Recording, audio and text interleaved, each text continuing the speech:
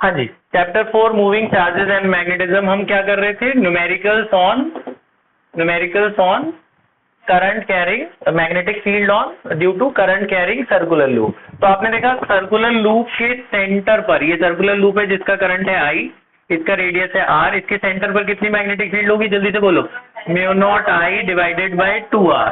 और इसी current carrying circular loop के एक्सिस पर जो सेंटर से एक्स डिस्टेंस पे है, इसका रेडियस है ए, कितनी मैग्नेटिक फील्ड होगी? Mu naught I a square upon 2 A square plus x square की पावर 3/2। ये फॉर्मूला था, है ना? अच्छा, अब इसके ऊपर न्यूमेरिकल्स बेटा ध्यान से सुनना। मान लो एक लूप था तो आप तो सीधे सीधे वैल्यू आई और आर दे देंगे, डी सीधा निकाल लोगे, एक लूप तो देंगे नहीं, वो थोड़ा सा लेवल बढ़ाते हैं। अब उन्होंने क्या किया, दो कोएक्सियल लूप दे दिए। दो तरह के लूप होते हैं बेटा, एक कोएक्सियल होता है, कंसेंट्रिक लूप होते हैं। पहले हम कंसेंट्रिक लेते हैं फिर कोएक्सियल। एक लूप है, इसके अंदर करंट आ रहा है 5 एम्पेयर, इसका रेडियस है 4 सेंटीमीटर, ठीक है जी। दूसरा लूप है उसी के अंदर सेम सेंटर पर, इसका रेडियस है 3 सेंटीमीटर, इसके अंदर करंट जा रहा है 2 एम्पेयर। हमें मैग्नेटिक फील्ड ओ पे निकालना है। क्वेश्चन समझ में आ गया? मैग्नेटिक फील्ड कहाँ निकालना है? ओ पर। तो पहला वाला लूप भी मैग्नेटिक फील्ड लगाएगा सेंटर पर, दूसरा वाला भी लगाएगा, है ना? तो हमें तो पहले वाले की वजह से मैग्नेटिक फील्ड को B1 मान लो, फॉर्मूला यही लगाओगे ना, क्या फॉर्मूला है? म्यू नॉट आई अपॉन 2r। तो पहले में करंट I1 ले लेना, रेडियस क्या ले लेना? R1। I1 पता है कितना है? 5 एम्पेयर, दूसरे का इसका रेडियस कितना है? 4 सेंटीमीटर, डाल के मैग्नेटिक फील्ड निकाल लोगे। म्यू नॉट आपको पता ही है 4 पाई 10⁻⁻⁷, म्यू नॉट, ये V1 निकल जाएगा। फिर आप V2 भी निकाल लेना, V2 में भी सेम फॉर्मूला लगेगा ना, mu naught I by 2r। इधर I2 और R2 ले लेना, दूसरे का करंट कितना है? 2 एम्पेयर, रेडियस कितना है? 3 सेंटीमीटर, डाल के निकाल लोगे। मेन सवाल है नेट मैग्नेटिक फील्ड क्या होगी? Net magnetic field at O add होगी कि सब्ट्रैक्ट, ये ध्यान देने वाली बात है कि नेट मैग्नेटिक फील्ड ओ पर क्या होगी, ऐड या सब्ट्रैक्ट। आज वो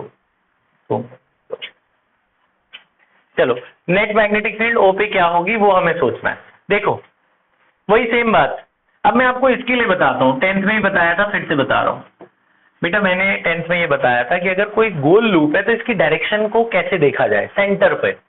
तो मैंने इनको ये बताया था कि जहां से करंट एंटर करता है उसके सेंटर पे चले जाना। यहां से करंट एंटर कर रहा है, इधर से निकल रहा है, सेंटर पे चले जाना। इसको साउथ पोल की तरह एक्ट कराना। जहां से करंट एंटर करता है वो साउथ पोल बन जाता है, और जहां से करंट बाहर निकलता है वो नॉर्थ पोल बनता है। Magnetic field always move from north pole to south pole. Magnetic field कैसे चलती है? North to south. अगर आपको याद है एक सोलेनॉइड पढ़ा था हमने 10th क्लास में, जहां से करंट एंटर करता है मैंने कहा था उसे साउथ लेना, दूसरे को क्या लेना? North. Magnetic field moves from north pole to south outside the magnet. Inside the magnet it is moving south to north. देख रहे हो?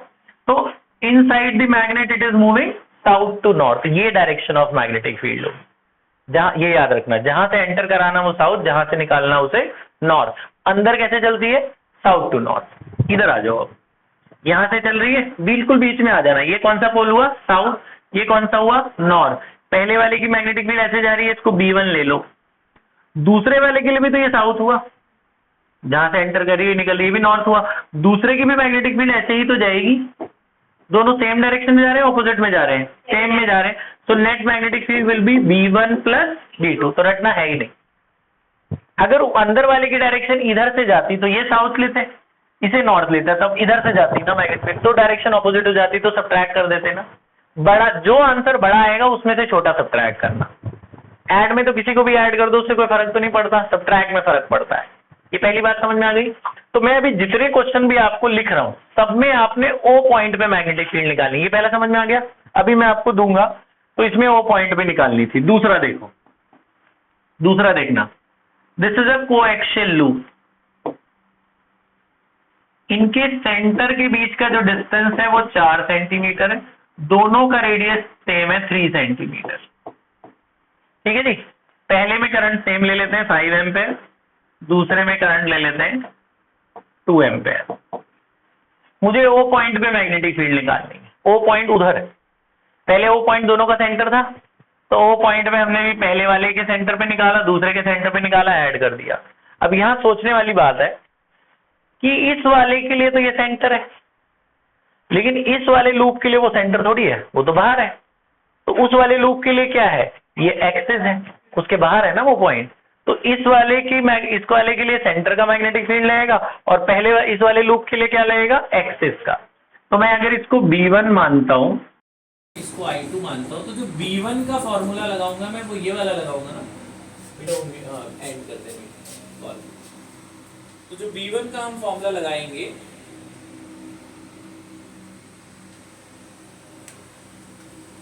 म्यूट कर देना, वो काट देना, फिर से आ रही है बार बार। काट दिया। अच्छा, अभी भी आ रही है रिकॉर्डिंग। तो पहले की जो मैग्नेटिक फील्ड लगेगी यहां से, वो एक्सिस की लगेगी, दूसरे की कहां से लगेगी, सेंटर से। तो B1 क्या होगा बताओ, B1 का फॉर्मूला ये वाला लगा दोगे, mu naught I a square upon 2a square plus x square की पावर 3/2। देखो ये मैंने जानबूझ के वैल्यू ऐसे ही दी है। ए की वैल्यू क्या लेना है, 3 सेंटीमीटर। एक्स की वैल्यू ये लेते हैं ना, यहां से यहां तक का डिस्टेंस, एक्स कितना है 4, यहाँ पे 3 और 4 डालोगे ना 25 आएगा, 3 का है ना, वो मीटर में बदल लेना बाद में आप। ये 3 सेंटीमीटर है, 4 सेंटीमीटर, 3 और 4 16 और 9 25 हो गए। 25 का रूट क्या होता है 5। ये जो 3/2 है, 25 की पावर 3/2 सॉल्व कर ही लोगे। 25 किसका स्क्वायर होता है, 5 का। तो 2 से 2 कट जाएगा, क्या बचेगा, 5 क्यूब 125 आएगा ना, है ना। वो जो सेंटीमीटर है उसे मीटर में बाद में आप बदल सकते हो। सेंटीमीटर क्या होता है जी, सेंटीमीटर होता है 10 की पावर -2। उसके भी आप स्क्वायर करके 3/2 कर देना, वो कट के वो क्यूब 6 बचेगा, 10 की पावर -6। वो सॉल्व कर लेना, इसका स्क्वायर होगा ना, और उसके फिर पावर 3/2 कर देना, वो वही आएगा सेम। तो मैंने इंटू 10 की पावर -6 कर देना, वो मीटर में बदल गया वो। अच्छा, तो B1 ही आ गया, B1 समझ में आ गया। अब B2 कैसे निकालोगे, B2 इसी वजह से जो मैग्नेटिक फील्ड होगी वो तो सेंटर पे लगेगी ना, ये तो अपने सेंटर पे ही लगा रहा है, तो उसका क्या फॉर्मूला होगा, म्यू नॉट आई अपॉन 2r। तो इसका जो I होगा वो ये वाला लेना, R जो लेना है वो 3 सेंटीमीटर लेना।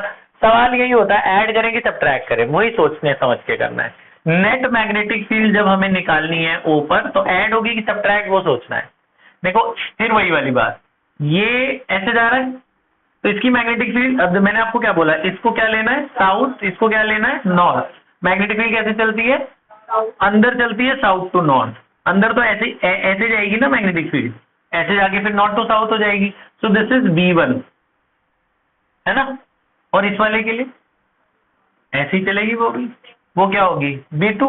दोनों सेम में चल रही है, ऑपोजिट में चल रही है, सेम में चल रही है, तो क्या होगी एड, वो डायरेक्शन देख के करना बस, ठीक है। तो रटना है ही नहीं इसमें, ये 2 बातें समझ में आ गई। तीसरी बात देखो, तीसरा, ये 3 न्यूमेरिकल करने हैं बस। तीसरा देखो, एक ये लूप है, एक ये लूप है, ये है पॉइंट O जहां मैग्नेटिक फील्ड निकालनी है। दोनों का रेडियस सेम है A, दोनों का रेडियस सेम है, ये इनका सेंटर है। दोनों पे करंट भी सेम है I, ये तो बुक का ही, बोर्ड का ही क्वेश्चन है सीधा। और सेंटर से यहाँ का डिस्टेंस दोनों के लिए x है, सेंटर से यहाँ का डिस्टेंस दोनों के लिए कितना x है, ये भी डिस्टेंस x है। हमें कहाँ मैग्नेटिक फील्ड निकालनी है, O पर। तो इसके लिए भी एक्सिस हुआ, इसके लिए भी एक्सिस हुआ, ये 90 डिग्री पर है। तो जो B1 और B2 का मैग्नीट्यूड होगा वो तो सेम ही होगा। B1 और B2 का मैग्नीट्यूड क्या होगा, वही mu naught I a square upon 2a square plus x square की पावर 3/2। B1 B2 तो सेम ही आएगा। हमें बस ढूंढना है resultant magnetic field at O। अब इसमें क्या है, वो 90 डिग्री पे इंक्लाइंड है ना, तो वो रिजल्टेंट वाला फॉर्मूला लगेगा। वो नहीं होता formula A square plus B square plus 2ab cos theta होता है ना, 2ab cos कितना डिग्री है उनमें, तो ये 0 हो जाएगा cos 90। तो रिजल्टेंट क्या बचा,